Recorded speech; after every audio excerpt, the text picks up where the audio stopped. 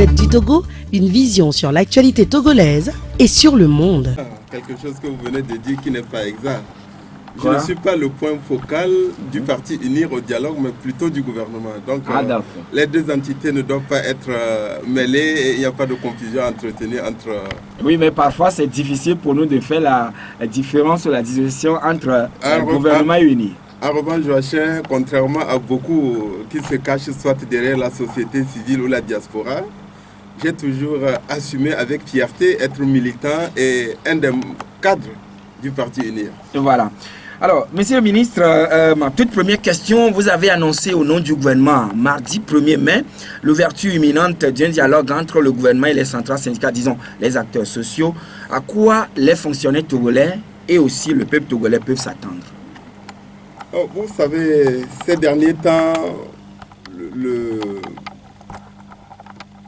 le front social a été marqué par beaucoup d'agitation, beaucoup de mouvements sociaux, des grèves à répétition, la perturbation des activités scolaires et pédagogiques, un certain nombre de remous dans le secteur de la santé, au ministère de la fonction publique, un certain nombre de difficultés, de grèves. Et il y a certains problèmes qui ont commencé à trouver des solutions, bien entendu, à travers le dialogue, la concertation. Le 19 avril, à l'issue de séries de discussions, d'échanges approfondis, où les représentants des fédérations des syndicats d'enseignants, la coordination des enseignants du Togo CZ, des représentants des centrales syndicales, la coalition nationale togolaise pour l'éducation pour tous et l'union togolaise des associations des parents d'élèves et étudiants, avec le gouvernement, avec des cadres de l'administration, nous avons discuté, nous avons abordé en long et en large tous les problèmes et tous les défis du système éducatif togolais. Bien entendu, dans le sillage du travail qui avait été déjà fait en 2017, et nous sommes parvenus à un protocole d'accord. Cela va permettre de rétablir un climat d'apaisement et de sérénité dans ce secteur. Nous considérons que c'est un début, parce qu'il y aura nécessité de beaucoup de travail sur le terrain, d'échanges, d'informations, de sensibilisation avec nos frères et sœurs enseignants pour comprendre les efforts qui sont engagés et surtout veiller à ce que les engagements qui ont été pris de part et d'autre puissent être respectés et que la sérénité et l'apaisement dont nous parlons ne soient pas ponctuels pour 2017 et 2018, mais ce soit dans le temps. C'est d'ailleurs pourquoi nous avons engagé des discussions avec l'optique d'un plan quinquennal. C'est pour dire que notre espoir et notre souci, c'est les discussions pour faire mettre en œuvre les engagements pris pour que les années qui viennent soient marquées par une certaine tranquillité et un apaisement dans le secteur de l'éducation. Il y a beaucoup de défis, de préoccupations qui peuvent être exprimés aussi sous forme de revendications ou de doléances.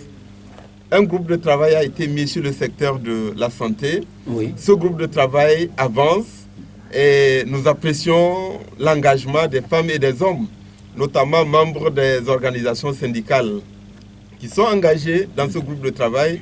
Et nous sommes confiants que la même volonté, la même détermination, le souci de l'intérêt général qui a caractérisé le travail au niveau du secteur de l'éducation, ce sera également le même état d'esprit qui va nous guider et nous déterminer dans le secteur de la santé, tous les problèmes qui existent, la question du statut particulier, oui, la question des investissements dans le système de santé, à la fois pour réhabiliter, rénover... Je vais revenir sur cet aspect tout de suite. Mais monsieur le ministre, vous avez dit tout à l'heure quand même, vous étiez revenu sur l'accord signé entre le gouvernement et les syndicats de l'éducation.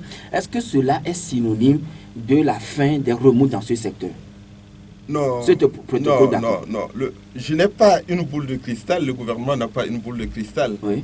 Mais il n'y a pas de raison de ne pas se faire mutuellement confiance entre le gouvernement et les acteurs du système éducatif, notamment les organisations et coordinations de syndicats d'enseignants.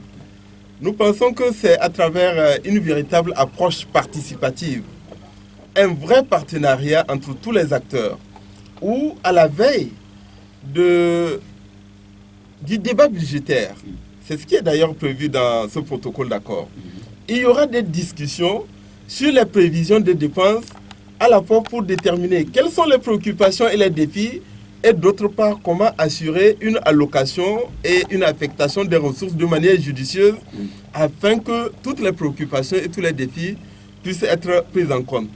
Il y aura un dialogue et une concertation permanente sur le terrain. Un certain nombre de réformes structurelles seront engagées, y compris à travers le statut particulier qui sera adopté. Dans les semaines qui viennent, le gouvernement va saisir l'Assemblée nationale afin qu'il y ait un débat sans vote à l'Assemblée nationale pour permettre au gouvernement d'adopter le statut particulier. C'est ce qui est appelé d'ailleurs dans le protocole. Le but de ce débat, c'est à la fois pour permettre à la représentation nationale d'enrichir, d'apporter sa contribution, de s'approprier, de donner une véritable assise et un socle national à ce texte qui est important. Mais c'est aussi de permettre aux organisations syndicales d'apporter des observations complémentaires, s'il y en a. Vous voyez, est-ce que des consignes seront données aux députés, disons à la majorité, de pouvoir orienter cela toujours en faveur ou bien selon le desiderata du gouvernement? Non, pas du tout. Les députés sont des femmes et des hommes très responsables. Ils ont le même souci que les acteurs du système éducatif. Ils ont le même souci que le gouvernement. C'est à la fois d'instaurer durablement un climat de sérénité, de tranquillité et de sécurité. Nous devons veiller à sanctuariser les milieux éducatifs et faire en sorte qu'un certain nombre d'intrusions et d'agissements que nous avons relevés par le passé ne puissent se reproduire. Donc à partir du moment où nous avons des objectifs communs, un intérêt partagé, de voir notre système éducatif évoluer, de voir les enfants de notre pays être mieux formés, je ne vois pas qu'il y ait une nécessité de donner des instructions quelconques. Et ce n'est d'ailleurs pas dans la culture du gouvernement de chercher à donner des instructions à des députés qui sont censés être indépendants. La mise à exécution donc de ce plan quinquennal, en tout cas ça va s'étendre sur 5 ans. Donc ça veut dire que le dialogue, les discussions vont se poursuivre pour que les rentrées ne soient plus perturbées par des grèves d'ici 5 ans. Le même protocole d'accord a prévu deux mécanismes. Un comité de suivi et d'évaluation qui va se mettre en place dans les tout prochains jours. Nous allons saisir les parties prenantes signataires, notamment les fédérations et coordinations de centrales syndicales, mais également tous les autres qui sont censés être des témoins pour que les représentants soient désignés. Donc un comité de suivi et d'évaluation sera installé. Mais nous tenons aussi compte du fait qu'il pourrait advenir des incompréhensions ou des difficultés. En ce moment-là, un mécanisme d'arbitrage et de conciliation est également envisagé, notamment dirigé par le Conseil national du dialogue social et comprenant des représentants des centrales syndicales, de la coalition nationale pour l'éducation pour tous et les responsables de l'enseignement confessionnel pour aider à surmonter d'éventuelles difficultés et incompréhensions qui surviendraient dans la mise en œuvre de ce protocole d'accord. Oui, mais quand même, M. Bawara, nous avons suivi les centrales syndicales la dernière fois. Ils disaient, dans leur plateforme, disons, dans leur cahier de doléances, il faut revenir sur la revalorisation de la valeur indiciaire et surtout le rétablissement d'indemnités de départ à la retraite. Pourquoi ne ramenez-vous pas du tout l'indemnité de départ à la retraite alors que vous connaissez la situation des travailleurs togolais? Non, la plateforme de revendication ou le cahier de doléances des partenaires sociaux, notamment des centrales syndicales et même du patronat, contient beaucoup de points que les deux que vous venez d'épingler. Au-delà de la question de la valeur indiciaire, de l'allocation de départ à la retraite, des conditions de santé et de sécurité au travail, des comités d'entreprise, de l'extension de la protection sociale, du respect des normes et de la législation du travail, il y a suffisamment de points qui seront inscrits à l'ordre du jour de nos prochaines discussions. Je voudrais profiter de vos antennes pour informer que depuis hier déjà, donc c'est-à-dire dès le lendemain du 1er mai, j'ai déjà adressé une correspondance aux centrales syndicales pour les convier au lancement et au démarrage des discussions soutenues à partir du 11 mai prochain. Et à l'agenda figure pratiquement une dizaine de points, y compris la question de la valeur indiciaire, la question de l'indemnité de départ à la retraite. Je ne voudrais pas anticiper et commencer à donner des explications ou des orientations concernant certains points. Quand vous parlez par exemple de l'indemnité de départ à la retraite, oui, vous connaissez le contexte dans lequel il avait été instauré pendant la conférence nationale souveraine, pratiquement dans un esprit de démagogie et de populisme, comme il en existe par moment dans notre pays. À un moment donné, il faut... Mais les acteurs se sont accordés à l'époque sur la nécessité, le bien fondé de cela. Je dis qu'à l'époque, les acteurs avaient été motivés et guidés par le populisme et la démagogie. Cela ne signifie pas que cela n'était pas nécessaire. Mais le gouvernement avait pu dérouler cela. Maintenant, il faut réfléchir à la situation de manière dépassionnée, avec un certain recul, examiner la situation telle qu'elle se pose aujourd'hui, avec une accumulation d'année en année d'arriérés qui ont gonflé, y compris la dette intérieure, l'impossibilité face auquel le gouvernement et l'État togolais s'est retrouvé d'honorer le paiement régulier de cette indemnité de départ à la retraite et surtout la source de financement et les modalités de financement de cette indemnité. Vous savez, le gouvernement a indiqué dans notre discours du 1er mai qu'aucun sujet ne sera éludé, aucune question ne sera occultée. Oui. Le gouvernement est ouvert à la discussion sur tous les sujets. Mais nous devons le faire avec le sens de la responsabilité et le sens de la cohésion nationale. Parce que aucune catégorie, aucune couche de la population ne doit être ignorée dans ses aspirations et dans ses attentes en matière de conditions de vie et de travail.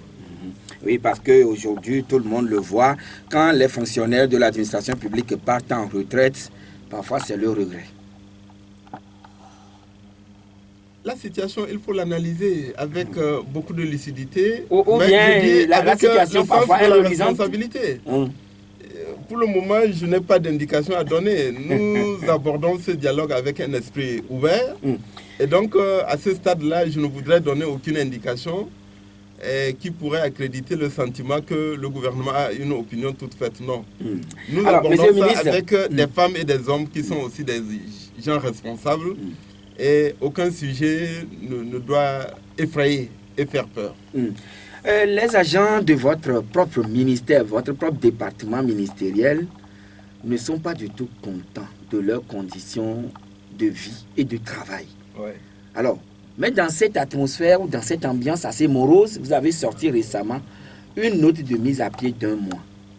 D'abord, est-ce que c'est vous-même qui avez signé cette mise à pied, cette note? Je suis le premier responsable de ce département. Je ne vois pas qui d'autre que moi prendra ce genre de décision. Et pourquoi avez-vous pris cette décision? D'ailleurs, de par la loi, le statut général de la fonction publique, la mesure disciplinaire dont vous parlez ne peut être prise que par le ministre de la fonction publique que je suis. Donc, qu'il s'agisse d'agents travaillant dans mon ministère ou qu'il s'agisse d'agents travaillant dans d'autres ministères, la mesure à laquelle vous faites référence, la mise à pied d'1 mois, seul le ministre de la fonction publique peut le faire. Oui, mes camarades et collaborateurs ont exprimé un certain nombre de préoccupations qui se résument à 3 points. Le premier point, c'est les conditions de travail, notamment le cadre de travail, les locaux et les équipements. J'ai annoncé il y a quelques semaines en arrière que le ministère de l'économie et des finances et mon ministère sont en négociation pour acquérir sous forme de location un immeuble entier qui sera rénové, réhabilité, équipé afin d'abriter le maximum de services du ministère de la fonction publique, du travail et de la réforme administrative. Donc, je considère que ce sujet est pratiquement réglé. Parce qu'on n'améliore pas le cadre du travail par une baguette magique. Oui. Lorsque j'avais été nommé, il y avait un projet de construction d'un bâtiment administratif. Le marché avait été déjà attribué. Le budget prévoyait une allocation de 900 millions pour la construction de ce bâtiment. Mais le marché avait été attribué pour un montant de 2 milliards. Mais je pose la question, où allons-nous trouver le différentiel? Les 1 milliard 100 millions pour combler cette attribution de marché. Je ne trouve pas de réponse satisfaisante. Où va être implanté le bâtiment administratif? Le marché a été attribué sans qu'on ait une précision et une clarté sur l'emplacement de la construction de l'immeuble. J'ai estimé en toute responsabilité qu'il fallait invalider et annuler ce marché. C'est ce que j'ai fait. C'est justement le réaménagement de ces ressources budgétaires qui va permettre de louer un bâtiment, de respecter scrupuleusement les règles de passation de marché, de le réhabiliter et de le rééquiper. En revanche, les deux autres préoccupations, le 13e mois. Vous savez, je suis indulgent et compréhensif envers certains syndicalistes et certains agents qui parfois méconnaissent la loi. Le 13e mois, c'est quelque chose qui existe dans le secteur privé. Notamment lorsque une entreprise fait des bénéfices et distribue des dividendes, il y a une sorte de gratification aux travailleurs sous forme de 13e mois. Dans la fonction publique, il n'existe pas de 13e mois. Mais donc, je parle de l'idée. Oui, mais si ça existe sur d'autres formes, en ce moment-là, il faut le préciser et on examinera. Donc, cette question-là, pour moi, n'a pas lieu d'être. Pourquoi instaurerait-on un 13e mois pour seulement une infime partie des fonctionnaires et non pas pour l'ensemble des fonctionnaires et agents de l'État? Oui, dites-moi, quel serait le fondement et le soubassement objectif et impartial d'une telle mesure? Est-ce que vous leur avez expliqué bien sûr, que vous le dites? J'ai reçu à plusieurs reprises les responsables syndicaux de mon ministère et même l'ensemble du personnel auquel j'ai expliqué ce que je suis en train de vous dire. Oui, mais est-ce que vous avez prévu aussi des moyens de gratification pour les encourager? Enfin, il y a la question de prime de rendement. Oui. Monsieur Joachim, vous êtes recruté comme fonctionnaire, déployé au ministère de la fonction publique. Votre rôle, c'est de vous occuper des recrutements, des titularisations, des promotions. Et puis, à l'occasion de l'exercice de ces responsabilités qui font partie de votre cahier de charge, vous me dites, il faut une prime de rendement. Non, cela ne se justifie pas. S'il était établi que vous avez une charge de travail supérieure à la norme et à ce qui est attendu de vous, à partir de ce moment-là, nous pouvons discuter. Non, je crois qu'il faut éviter de se lancer dans des revendications pour revendiquer. Donc, je dis bien, une partie des préoccupations me paraît légitime, notamment en ce qui concerne le cadre du travail. Là, c'est les conditions de travail. Ah oui, oui. Maintenant, les conditions de vie, vous pensez que ils sont les déjà conditions satisfaits? de vie sont difficiles, doivent continuer à être améliorées, mais doivent l'être dans un esprit de justice et d'équité en tenant compte de l'ensemble des couches et catégories de la population, mais surtout des agents qui sont dans la même situation. Il n'y a pas de raison d'instaurer des mesures discriminatoires. Oui, mais est-ce que leurs charges sont au même diapason que les charges des agents d'autres départements ministériels? Je vous ai donné un exemple tout à l'heure. Oui. Si vous êtes recruté et déployé dans mon ministère pour vous occuper des recrutements, c'est votre travail, ça. Oui. Où se trouve la charge de travail supplémentaire qui justifierait qu'on vous attribue des primes de rendement pour le travail pour lequel vous avez été recruté? Est-ce que, parce que vous invitez le ministre Gilbert Bahara ce matin, vous allez voir votre employeur pour lui dire, mais le ministre Bahara a répondu à mon invitation, à la fin du mois, il faut ajouter quelque chose à mon salaire? Puisqu'on sait chaque matin qu'à partir de 7 heures, on peut écouter Joachim dans ce journal et dans ce débat. C'est votre rôle, c'est votre travail. Vous savez, il faut sortir d'un certain état d'esprit. Maintenant, la mesure à laquelle vous faisiez allusion, qu'est-ce qui s'est passé? Prétendant organiser une grève ou une activité syndicale, un groupe d'agents dans les locaux du ministère prennent les dossiers des usagers, les dossiers qui nous sont confiés et que nous avons la responsabilité non seulement de traiter, mais de protéger. Jettent ces dossiers par terre, filment leurs actes et mettent ça sur les réseaux sociaux.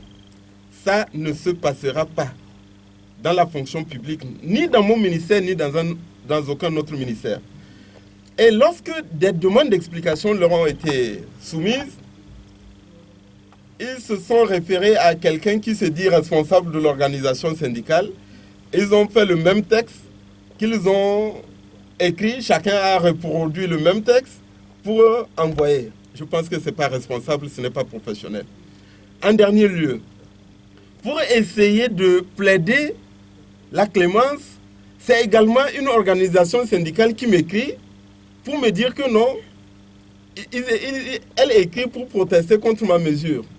Mais vous savez, je dois encore répéter une fois de plus, comme je l'ai déjà fait avec les organisations syndicales, notamment les centrales syndicales. Le mot d'ordre de grève est généralement collectif parce que c'est une organisation syndicale qui appelle à la grève. Mais l'exercice du droit de grève est individuel et conduit à des mesures d'ordre individuel. On ne sanctionne jamais l'ensemble des affiliés d'une organisation syndicale parce que cette organisation syndicale a appelé à une grève. C'est en fonction du comportement et des actes de chacun que des mesures sont prises.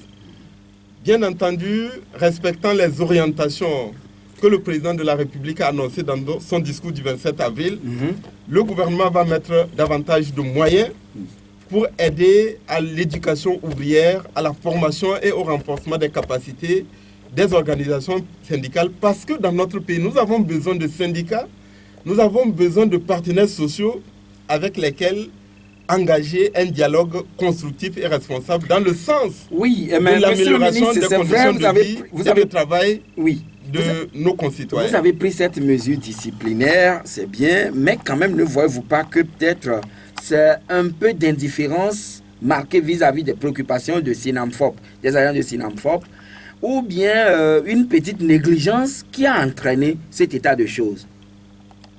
Vous pouvez avoir votre appréciation des choses. Je suis ministre pour assumer une responsabilité, je l'assumerai jusqu'au bout.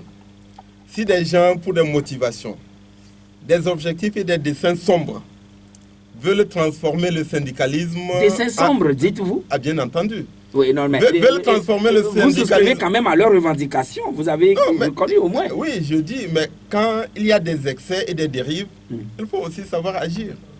Et en l'espèce, je considère qu'un agent, fût-il responsable syndical ou syndiqué, n'a pas le droit de prendre les dossiers des usagers, de les jeter à terre, de filmer ça et de mettre ça sur les réseaux sociaux. Est-ce que ce n'est pas une manière pour vous aujourd'hui de leur demander, messieurs, vous ne pouvez plus faire de grève dans mon ministère? Non, pas du tout. Nous ne sommes pas liberticides. Ils vont craindre. Ils vont avoir peur. Non, ils n'ont pas de raison de le craindre. La preuve, puisque je suis constamment en dialogue avec les autres partenaires sociaux, pourquoi ne pas le faire dans mon propre ministère? Alors, là, je ne peux pas accepter un certain nombre de comportements qui relèvent de l'irrespect vis-à-vis des usagers des services publics et vis-à-vis de l'autorité de l'État. Le chef de l'État dit, vous aviez briefé cela tout à l'heure, je souhaite également insister sur la nécessité pour les organisations professionnelles de promouvoir en leur sein le renforcement des capacités et la formation aux grands principes du syndicalisme, notamment la séparation d'avec les questions politiques et partisanes. Ça, c'est le chef de l'État, Fonia Simbe, qui l'a dit le vendredi dernier. Alors, monsieur le ministre, les agents de la fonction publique démarrent une nouvelle grève de 48 heures, aujourd'hui même, suite à l'appel de la STT. Parmi les syndicats membres de la STT se trouve le syndicat national des praticiens hospitaliers du Togo, le Synfort. Alors, vous aviez mis en place un groupe de travail. Où en est-on? Le groupe de travail continue son œuvre. Les questions inscrites à son ordre du jour continuent à être examinées. Depuis hier, le groupe a invité un certain nombre de responsables de services sanitaires pour échanger, recueillir des informations. Et donc, nous allons continuer à travailler. Vous voyez, j'imagine que beaucoup de Togolais sont perdus. Il est souvent difficile de savoir quelle est la différence entre le Synfort et la STT. Et nous savons qu'il y a un certain nombre de personnes qui, poursuivant des objectifs politiques clairement affichés. Objectifs politiques? Clairement affichés. Non. Nous avons reçu Dr Gilbert Tcholegnanou ici, hier même. Il a été clair qu'au niveau du Synfort, il y a toujours cette ligne de démarcation. Est-ce que ces derniers temps, vous connaissez les couleurs qu'arbore le Front citoyen Togo Debout? C'est quelle couleur ils arborent? Couleur noire. Quelle couleur vous avez aperçu le 1er mai chez un certain nombre de syndicalistes? Mais ce n'est pas la première fois. Non, je pose la question. C'est couleur noire, mais ce n'est pas la première fois que la STT porte et arbore cette couleur. Qu'est-ce que ça vous inspire, Joachim? Le deuil, le mécontentement. Non, non, c'est ça la confusion. Ah bon? Chasser le naturel, il revient au galop. Monsieur le ministre, je ne suis pas satisfait de votre réponse, cependant... Non, on fait compris. Et je suis certain que tous vos auditeurs et auditrices nous ont également compris. Le chef de l'État a annoncé également la création de centres de formation à Dapaon, à Tapamé, Tchévié et Palimé, centre de formation des infirmiers, des sages-femmes. Est-ce que c'est le besoin du moment? Non. Le président de la République mène une politique harmonieuse et équilibrée. Nous sommes dans le secteur de la santé. Oui. Vous devriez préciser que le président de la République, dans son discours, a annoncé 3 mesures qui s'équilibrent. D'abord, l'amélioration de la gestion et de la gouvernance du système de santé à travers le programme de contractualisation qui va se poursuivre et s'étendre à d'autres formations et structures sanitaires. Il a annoncé le renforcement du système de formation des personnels à travers la création de 16 écoles dans les localités que vous venez d'indiquer. Mais il a également annoncé la mise en place d'investissements afin de rénover, de moderniser le plateau technique et les conditions de fourniture des soins de santé à la population togolaise. Et donc, il ne s'agit pas de se concentrer exclusivement sur la formation en délaissant la question de la gestion de la gouvernance du système de santé. Et il ne s'agit pas non plus de traiter des 2 problèmes de formation, de gouvernance et de gestion en occultant le fait qu'il y a de vrais problèmes en matière d'équipement et d'infrastructure.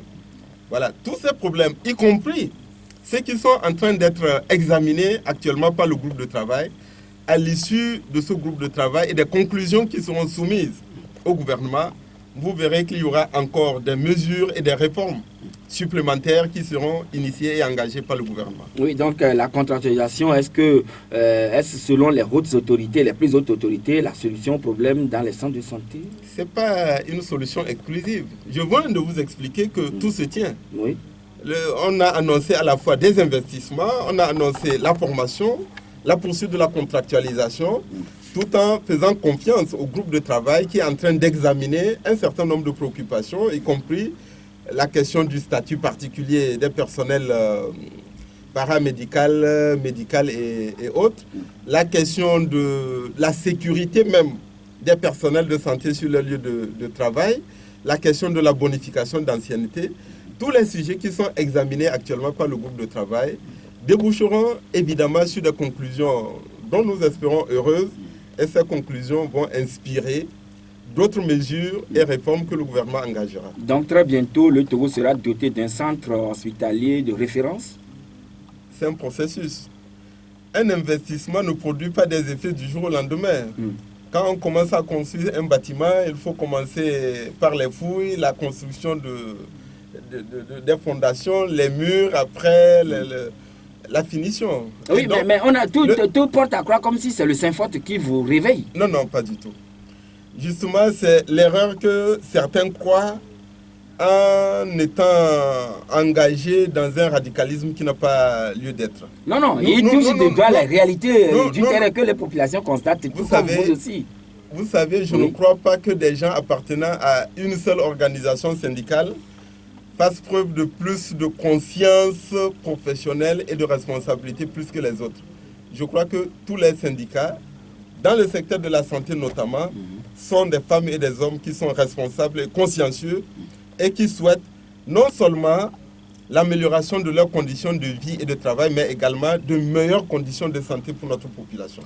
Monsieur le ministre, nous allons aborder le volet politique de cette émission. Tout simplement, où en sommes-nous pour le dialogue entre le pouvoir et l'opposition? Vous savez, parfois, c'est pas facile d'avoir raison trop tôt. Le gouvernement et la majorité avaient déjà anticipé qu'un certain nombre de difficultés et de facteurs prévisibles et présageables pourraient entraîner soit l'enlisement du dialogue ou un certain nombre de lenteurs. C'est pourquoi, dès le lancement, dès l'adoption du projet de révision constitutionnelle le 5 septembre 2017, c'est le président de la République qui a lancé et initié le dialogue politique. Il faut le rappeler. Oui. On fait comme si c'est ceux qui ont cherché à détruire le pays qui aurait été à l'origine. Ceux qui ont cherché à détruire on peut y revenir. Mais Joachim, sur vos antennes, j'ai entendu une responsable de la coalition dire que si les manifestations ne font pas mal, y compris aux Togolais, aux commerçants, aux voisins, que ces manifestations n'auraient pas lieu d'être. Donc j'ai comme l'impression, quand vous êtes un responsable et vous dites les choses dans ce sens-là, qu'est-ce qu'il faut en déduire? Non. Que c'est la méchanceté. Vous faites allusion à Mme Adjamabo, mais elle avait moi, dit... je n'ai pas cité de Non, oui, c'est nous qui l'avons interviewé ici. Elle disait, vous aviez déplacé la manifestation d'un quartier ou bien d'un groupe de quartiers vers un autre. Et nous lui avons posé le problème que le gouvernement disait que les riverains se plaignaient. Et elle a répondu, mais si on manifeste et cela ne fait pas mal, alors où se trouverait l'importance de cette manifestation? Je ne dis pas autre chose. Mais elle ne disait pas que ça doit détruire le pays. C'est une certaine méchanceté qui guide... Mais attendez. Pour moi, la manifestation, c'est d'abord une liberté fondamentale. C'est un droit démocratique et politique essentiel qui doit permettre d'exprimer des idées et des opinions et de défendre des convictions. Le but d'une manifestation, notamment d'une marche, ne peut pas consister à faire mal aux riverains, à s'attaquer à l'économie, à s'attaquer au commerce. Vous aussi, vous étouffiez ces manifestations? On n'a pas besoin d'étouffer quoi que ce soit. Non, mais vous avez empêché. Joachim, mais vous avez reconnu tout à l'heure que c'est un droit constitutionnel. Oui, qui doit s'exercer dans les limites prévues par la loi. C'est la même Constitution qui le dit. Oui. Et cette loi de 2011 dit, lorsqu'il y a des risques de troubles graves à l'ordre public, l'autorité, notamment le ministre chargé de l'administration territoriale, a le droit de prendre les mesures qui s'imposent. Oui, et en l'espèce, il n'a même pas été question d'interdire, mais d'indiquer un certain nombre d'emplacements, d'itinéraires où les gens pourraient s'exprimer, marcher, et leur message serait également entendu. Donc les riverains des accès au niveau de bain, eux, ils ne sont pas des Togolais pour se plaindre aussi. Je n'ai pas dit ça. Oui, ne me faites pas dire ce que je n'ai pas dit. Non, mais si vous déplacez ça d'un quartier à un autre... Écoutez, si demain... nos amis disent qu'ils ont décidé de déplacer leur manifestation plutôt à Kodjo-Viakope ou à Zanguera ou je ne sais pas quel d'autre. Ou peut-être à Agoué. Pourquoi pas? Le gouvernement oui. examinera en fonction des circonstances et se déterminera. Vous savez, si vous faites un petit tour d'horizon, non seulement de pays africains, mais de pays occidentaux, les pays à démocratie avancée, vous allez voir que partout, il y a des itinéraires, il y a des emplacements qui ne peuvent pas faire l'objet de manifestations. Ah oui, à Paris, il y a des endroits qui ne peuvent pas faire l'objet de manifestations. À Washington, il y a des endroits qui ne peuvent pas faire l'objet de manifestations. Non, mais on manifeste. À Bruxelles, j'étais là à Washington, mais récemment, j'ai vu des gens manifester devant la Maison Blanche, à une vingtaine de mètres. Je dis il y a des emplacements qui ne peuvent pas faire l'objet de manifestations. Devant Capitole, les gens manifestent. Mais oui. Voilà les endroits qui constituent même le cœur de Washington. Ici, les gens voulaient manifester où? Devant la présidence? Oui, au Togo, allez-vous permettre aux Togolais d'exercer ce droit de manifester devant la présidence? Non, ça dépend des circonstances. Les gens que vous avez vus, c'était des gens pacifiques. Ce n'étaient pas des gens qui avaient à la bouche des discours de haine, des discours radicaux. Ce n'étaient pas des gens qui appelait à la violence et à l'intolérance. Ça aussi, cet état d'esprit-là et ce contexte doivent être pris en compte dans l'appréciation de l'opportunité quant aux emplacements. Alors donc, pour revenir au dialogue, je disais que dès le début, le gouvernement et la majorité avaient bien perçu qu'un certain nombre de difficultés et de facteurs pourraient survenir et ralentir les efforts de dialogue. C'est pourquoi nous avions préconisé qu'entre nous, nous puissions commencer à échanger, à discuter. Éventuellement, nous aurions réglé un certain nombre de questions mineures et en cas de difficulté et de blocage sur des points essentiels, on aurait eu recours à des personnalités étrangères. Mais c'est également sur vos plateaux que nos frères et sœurs de la coalition ont dit facilitation ou rien. Vous savez, un chef d'État étranger, quelle que soit sa volonté et son engagement, et en l'espèce, on ne peut pas soupçonner les autorités ghanéennes et guinéennes de ne pas avoir la volonté et l'engagement de nous accompagner et d'aider le Togo dans le cadre du dialogue. Oui. Mais ils ont aussi leurs propres problèmes. Et même parfois en interne. Et quand vous examinez dans tous ces pays-là, vous verrez que, bon, on peut s'interroger. Alors, donc, nous avons accepté volontiers. Est-ce que vous aviez quand même fait usage des passerelles, des coulisses pour que l'opposition revienne en de meilleurs sentiments et que vous puissiez, entre Togolais, vous asseoir pour discuter sur les questions mineures, telles que vous l'avez dit d'abord? Pas seulement des passerelles et des coulisses. Même officiellement, on l'a fait. Le 7 novembre 2017, le Premier ministre a adressé au chef de file de l'opposition une correspondance écrite, l'invitant à ce qu'il puisse se consulter et se concerter sur les modalités du dialogue. Et c'est ce genre de message que le Premier ministre voulait partager avec lui.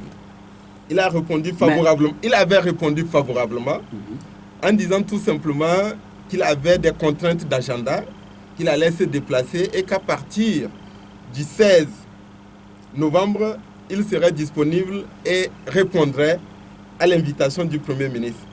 Mais j'ai l'impression qu'entre-temps, ayant réfléchi un peu et dans la crainte de ne pas se laisser damer les pions par son comparse du PNP, il a dû se raviser. Vous savez, nous ne sommes pas à une contradiction près. Donc aujourd'hui, s'il y a un sentiment de lenteur, d'hésitation, ce n'est pas dû... lenteur ou hésitation, carrément une impasse. Non, je ne crois pas qu'il y ait une impasse. Oui, qu'est-ce qui choque aujourd'hui? Et vous n'arrivez pas à vous comprendre en tant que Togolais. En toute hypothèse, à un moment donné, je pense qu'il sera sain si il y a des blocages insurmontables de les constater et de les assumer. Mais celui qui a la responsabilité de la convocation et de la conduite des débats, ce n'est pas le gouvernement. C'est la facilitation aujourd'hui avec les présidents ghanéens et guinéens.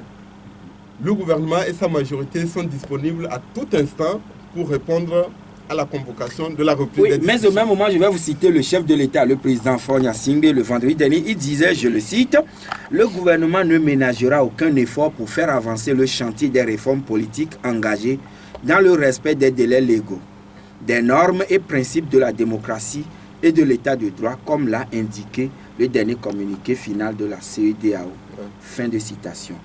Alors, qu'est-ce que le chef de l'État voudrait insinuer par là? Pendant que vous êtes au dialogue, et il parle également du respect des délais légaux prévus par la Constitution. Il y a deux idées essentielles dans le message du président. En 2014, lorsque, en raison de la stratégie de blocage, d'obstruction et du radicalisme d'un parti politique, il n'a pas été possible d'opérer les réformes constitutionnelles. Avec le projet initié par le gouvernement, l'impression qui se dégage, c'est que c'est le gouvernement qui n'aurait pas été animé de bonne volonté.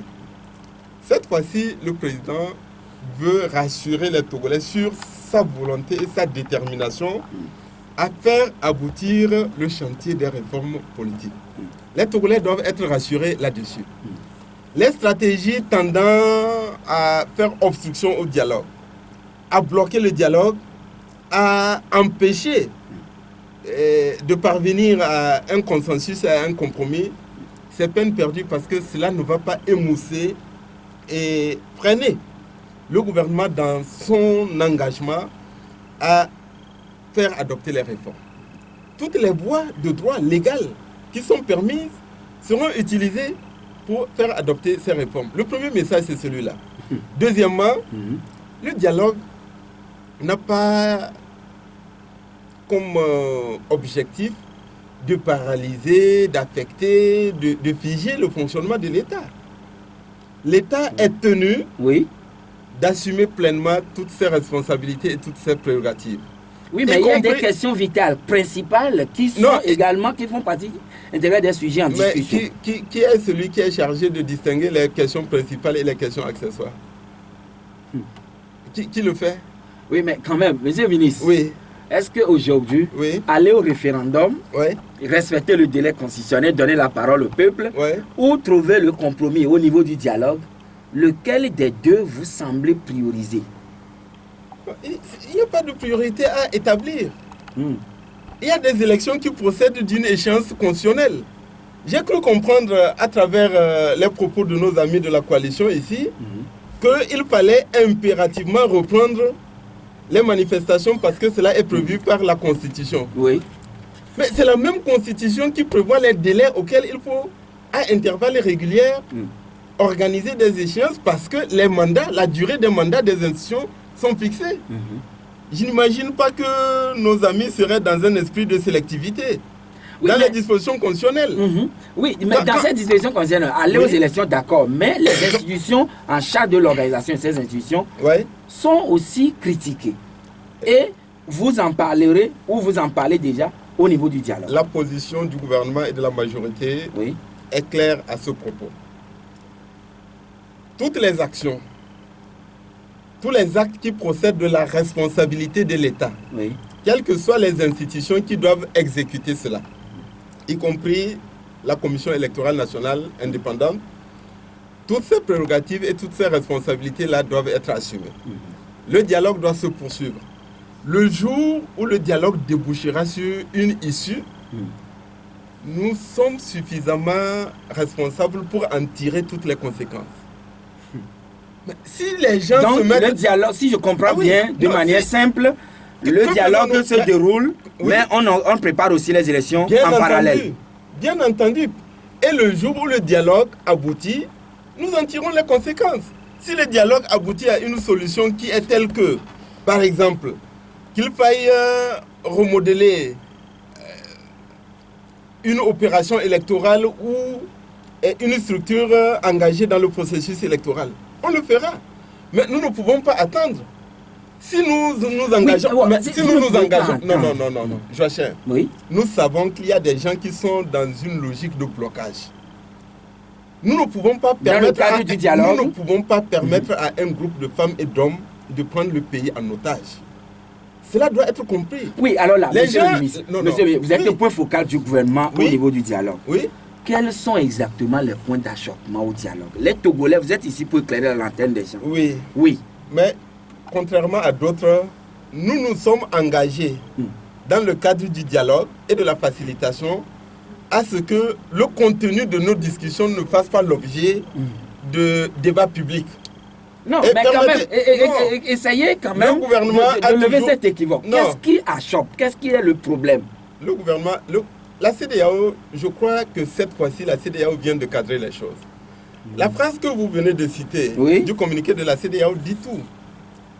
Le gouvernement a toujours été disponible et engagé pour les réformes, mais il doit s'agir de réformes qui respectent scrupuleusement les principes et les règles de l'état de droit. Alors, en démocratie, on opère des réformes dans un esprit neutre et impersonnel. En démocratie, dans un système d'état de droit, et les règles générales du droit disent la loi dispose pour l'avenir. Je dis, donc il y a un certain nombre de principes qui ne sont pas je lis déjà en filigrane, vous faites allusion à... togolais. Oui. Le gouvernement a toujours dit le dialogue et les réformes doivent avoir comme objectif de faire avancer et progresser la démocratie, l'état de droit, de créer les conditions d'apaisement et de décrispation, de nous permettre d'organiser des élections pour que le peuple togolais, dont les gens revendiquent d'ailleurs le monopole, et c'est d'ailleurs ça, j'ai entendu des gens parler de contradiction. Oui, le monsieur Jean-Pierre Favre dit qu'il y a contradiction dans les propos du chef de l'État. Non, il n'y en a pas. La grande contradiction, elle se situe chez cette coalition. Ah bon? Qui dit que le peuple est avec elle, mais refuse que le même peuple puisse être consulté. Vous ne trouvez pas ça contradictoire? Je dis que vous êtes mon ami, et quelqu'un vous dit, mais Joachim est à côté, saluez-le. Et je dis, non, je ne peux pas le saluer. Et c'est ça la non, contradiction. j'ai le peuple avec moi, et on dit non, on va consulter ce peuple. Non, on ne peut pas consulter ce peuple. Oui, non, peut-être les voies par lesquelles il faut aller consulter ce peuple, c'est peut-être cette voie-là que l'opposition dénonce. Vous savez, parfois il y a de mauvais génies qu'il faut éviter d'écouter.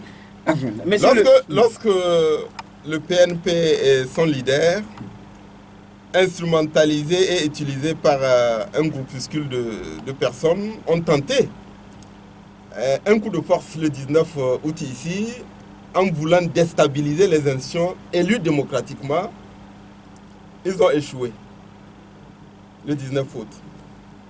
Les 6 et le 7 septembre, un mauvais génie a inspiré le leader de l'ANC de dire que non, bon, ce qui n'a pas pu être obtenu par le coup de force le 19, lui, il va l'obtenir par la rue le 6 et le 7. En disant l'objectif du dialogue, c'est le départ immédiat du président de la République et éventuellement sa non-candidature. Je crois que c'est un mauvais génie qui l'a inspiré. C'est pour dire que quand on s'enferme soi-même dans un piège, il faut soi-même trouver une porte de sortie.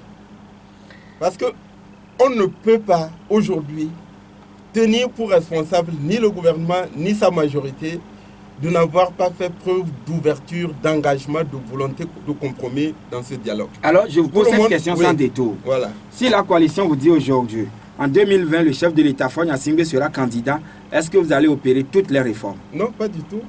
Nous ne sommes pas dans un... Mais de quel droit ils auraient... Puisque vous faites allusion à cela, que les règles générales du droit disposent pour l'avenir, etc., que la loi doit être impersonnelle. Je vous réponds directement et clairement.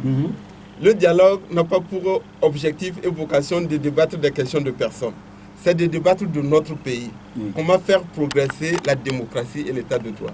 Donc, si jamais nos amis venaient en disant non, nous sommes venus avec une solution miracle, la solution miracle consiste à s'appesantir sur la situation d'un individu, d'un concitoyen, quel qu'il soit, je dis bien quel qu'il soit. Même s'ils viennent pour dire votre ami Joachim, votre ami Joachim, nous sommes venus pour dire que voilà ce qu'il pourrait être à l'avenir, je dirais que non. C'est le peuple togolais qui en décide, c'est pas vous. Ah bon? Voilà. Donc forcément, on doit passer par les yeux. Mais, attendez, qu'est-ce qu'il y a? Quelle autre méthode? Voilà. Quelle autre méthode et quel autre moyen en démocratie on a? Donc là, vous allez au dialogue sans pour autant être prêt à faire des concessions? Non. Pour améliorer les règles du jeu. Oui. Et ces règles du jeu doivent être neutres et impersonnelles. Et là, maintenant, qu'est-ce que vous demandez à l'opposition? Dans le cadre du dialogue. Non, oui. Qu'est-ce que vous attendez de l'opposition? Nous ne leur demandons rien. Nous ne leur demandons rien. Strictement rien. Rien? Rien. Mais c'est le dialogue de sourds alors. Pourquoi? Messieurs et dames, vous avez la parole sur le 22 21 80 99 92 02 80 63 et 2 interventions pour... oui. Monsieur le ministre, éclairez les Togolais. Vous êtes un bon journaliste. Le Togo n'est pas épinglé par la justice française. C'est vrai? Ce n'est pas encore épinglé, mais quand même, on indexe toujours mon pays. Je dis le Togo n'est pas épinglé par la justice française. Oui, mais on l'indexe toujours. Un opérateur économique français est poursuivi par la justice de son pays. Oui. Nous respectons la justice française. Nous sommes attachés à la présomption d'innocence. Pour le moment, nous avons des bribes d'informations à travers les commentateurs, les journalistes. Le Togo et l'État togolais n'a aucun élément fiable du dossier qui est en cours en France. nous n'avons pas... La justice togolaise n'a pas été saisie par la justice française pour le moment? Je n'ai pas connaissance d'une démarche quelconque de la part de la justice française envers l'État togolais. Nous n'avons pas à prendre d'engagement particulier, nous n'avons pas à donner d'assurance quelconque parce que nous ne nous sentons pas concernés. Mais si dans la poursuite de la procédure judiciaire, l'État togolais était requis pour fournir une information ou quelques éléments que ce soit, soyez rassurés, nous le ferions volontiers sans aucun problème. Je crois que c'est proprement ridicule et même scandaleux, voire même un peu condescendant, d'imaginer qu'un communicant, un conseiller, une agence en communication pourrait avoir une influence quelconque sur une élection présidentielle dans un État africain, quel qu'il soit. Je parle de manière générale. C'est vraiment une injure à l'intelligence et à la sagesse des peuples et des citoyens africains. D'imaginer, je ne sais pas, bon, si j'avais le choix de dire entre contracter avec une agence de communication occidentale pour avoir un certain impact sur un processus électoral et venir échanger comme nous le faisons avec vous, je crois que le choix est clair. Je viendrai échanger avec vous parce que ce que nous disons, nos échanges, votre interview, nos concitoyens nous écoutent. Je ne crois pas qu'il y a des Togolais qui puissent être influencés de quelque manière que ce soit. Maintenant, la question est de savoir. C'est la première chose. Oui. La deuxième chose, tout le monde sait que le groupe Bolloré n'est pas dans une position monolithique au Togo. Le groupe Bolloré ne gère pas le port autonome de Lomé. Le groupe Bolloré a un contrat et une concession pour la gestion, pour la construction et la gestion d'un terminal. Oui. En revanche, 300 milliards pour 35 ans. Le port autonome de Lomé, oui, les installations et les opérations garantissent parfaitement les conditions de compétitivité et de concurrence saine. Tout le monde sait qu'au port autonome de Lomé, il y a plusieurs groupes qui opèrent et qui n'ont aucun lien et aucun intérêt les uns avec les autres. Est-ce que la passation a été faite dans les règles de l'art? Bien entendu. Bien entendu. Donc je ne vois même pas quel aurait été l'intérêt du Togo alors que nous préférons que notre port soit à la fois compétitif et concurrentiel, y compris dans les installations, pour que le consommateur, les usagers, les sociétés portuaires puissent avoir même le choix de leur affréteur.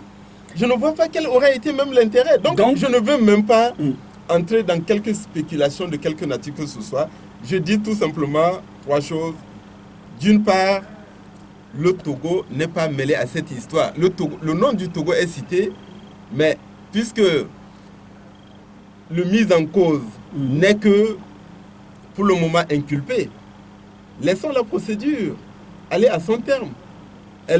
L'essentiel pour les Togolais, c'est de savoir que leur port a été cédé, une partie de leur port a été cédée à M. Bolloré dans les règles de l'art. C'est tout ce que les Togolais veulent. Non seulement les règles de passation de marché sont scrupuleusement respectées, il faut garantir aux Togolais que le port autonome de Lomé est l'un des rares ports en Afrique à assurer des conditions de concurrence. Oui, concurrence, d'accord, mais est-ce que le fait de céder cela à M. Bolloré, qui aurait dû faire chasser, en tout cas qui aurait dû chasser quelqu'un d'autre, est-ce que ça a été fait? Mais monsieur le ministre, vous le savez. Non, mais quelqu'un était là avant qu'il ne vienne.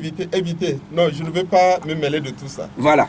Revenons maintenant. Si demain, le directeur et le propriétaire de votre radio, vous venez ici et vous lui donnez le sentiment que vous êtes devenu propriétaire de cette radio et qu'il vous chasse de ce studio, ne venez pas me dire que c'est un usurpateur. D'accord. Francis est en ligne. Francis, bonjour. Oui, bonjour Joachim. Oui, nous vous écoutons. Le ministre, beaucoup. Merci. Sans parler, vraiment, il est très fort. Je voudrais simplement dire au ministre que j'allais poser la question en tant que l'affaire de TNT, je crois à la date du 19 août, où moi j'ai considéré que c'était comme un coup d'État qui avait failli emporter le régime et le SMAC avait déjà conséquences. J'appelle ça c'est un travail et nous avons apprécié cela diversement. Je voudrais simplement demander à M. le ministre, est-ce qu'on ne voit pas aujourd'hui qu'il faille revoir l'aide de l'État à la presse? Ah là là, vous anticipez sur ma préoccupation. Voilà, c'est très important parce que quand on était à de 500 millions, un travail a été fait. D'accord. D'accord, merci. Il ne faut pas aller jusqu'à milliards au moins pour que cela soit canalisé également par la RAC afin que la PAL soit sanctionnée par la RAC et non par le SRI. D'accord, merci beaucoup, monsieur le ministre, vous l'avez écouté. C'est lui le seul que nous avons. Merci Joachim, c'est un commentaire aimable.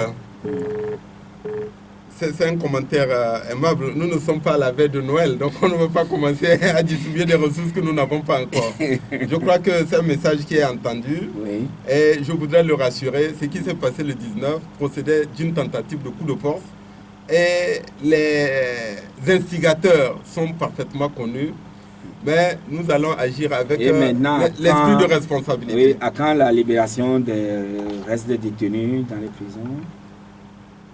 Monsieur Joachim, tout à l'heure, vous me dites qu'il faut respecter l'état de droit. D'accord. Il faut respecter les règles constitutionnelles. Vous voulez maintenant qu'on contourne la justice? Je ne le dis pas, mais comme c'était des engagements que vous aviez pris avec la coalition... Vous êtes d'accord avec moi qu'il faut laisser la justice faire son travail? Je ne le dis pas, j'ai posé la question dans le sens de l'accord que vous avez eu avec l'opposition. La justice est encouragée à accélérer le traitement des dossiers de ceux qui sont encore en détention.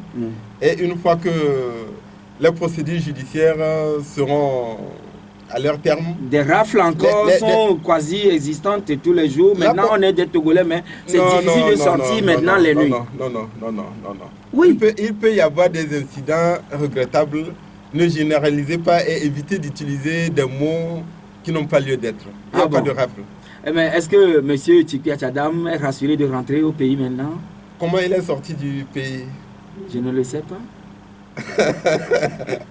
il est sorti naturellement. Il craint pour sa sécurité. Et pourquoi il craindrait pour sa sécurité? Mais moi je trouve ça assez extraordinaire. Un général d'armée qui déserte les troupes et qui se planque quelque part et qui dit... Mais c'est assez extraordinaire. Non, je crois qu'il est assez responsable pour être disposé à assumer tous ses actes et naturellement leurs conséquences. Merci. Et le dialogue ne sera pas d'une excuse pour que les actes qui auraient une incidence d'ordre judiciaire ne le soient pas. Merci, monsieur le ministre Gilbert Bara, d'être venu. C'est moi qui vous remercie et c'est toujours un grand plaisir. Je voudrais profiter pour m'excuser. Il y a eu à 2 occasions la possibilité que je puisse venir échanger avec vous et éclairer l'opinion de nos frères et sœurs togolais, de vos auditeurs et auditrices. Je n'avais pas pu le faire en raison de contraintes. Donc je profite pour m'excuser et demander que les gens ne me tiennent pas trop rigueur. Voilà. Merci. Et aux auditeurs de pouvoir accepter vos excuses. Sinon, à nous, nous l'avons accepté, c'est pourquoi nous avons encore invité. Vos auditeurs et auditrices sont beaucoup plus aimables et compréhensifs, contrairement à vous-même.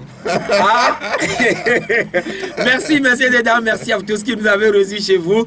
Mais à l'instant, le ministre Gilbert Bara de la fonction publique, du travail, de la réforme administrative, il est également le point focal du gouvernement au dialogue inter-togolais.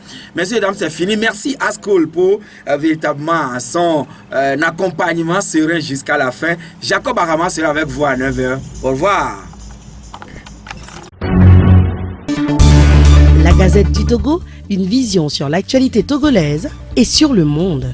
Rejoignez-nous sur le www.lagazettedutogo.com ou sur nos comptes Facebook, Twitter et YouTube. Pour tout contact, écrivez à contact@lagazettedutogo.com ou appelez le 92 80 88 53. La Gazette du Togo, c'est l'information en continu.